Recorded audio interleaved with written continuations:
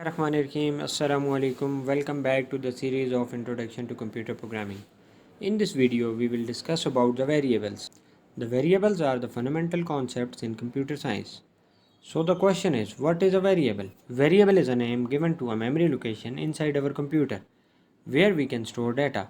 As the name suggests, the data stored by a variable can be varied. So which type of data can a variable hold?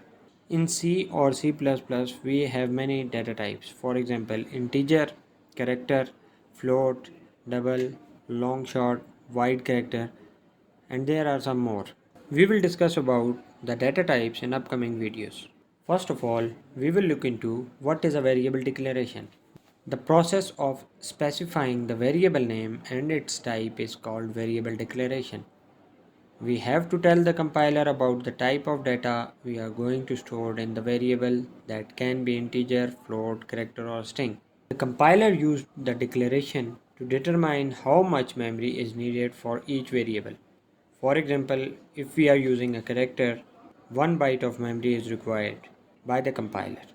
For integer, 2 or 4 bytes of memory depending on the compiler and operating system. Nowadays, mostly compiler used 4 byte of memory for integers. In C++, if you want to use some variables, they must be declared before they are used in the program. Let's look at the syntax. At first, we have to determine the data type of the variable. After that, a space, and now the name of the variable. This name should be meaningful. After the name, we have to use a semicolon. There are certain rules in the naming of the variable. A variable name can consist of letter, digits, and underscore. The first letter of a variable should be either a letter or underscore. No digits can be used at the start of the name of a variable. We cannot use space in variable names. The length of a variable name should not exceed 31 characters, as some compilers may run into problem. For example, integer sum. Here, int indicates the type of the data we can store in the variable, that is of integer type.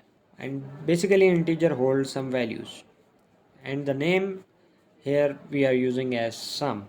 It refers to the memory location of the variable where the value, an integer value, can be stored. Hope this is informative for you.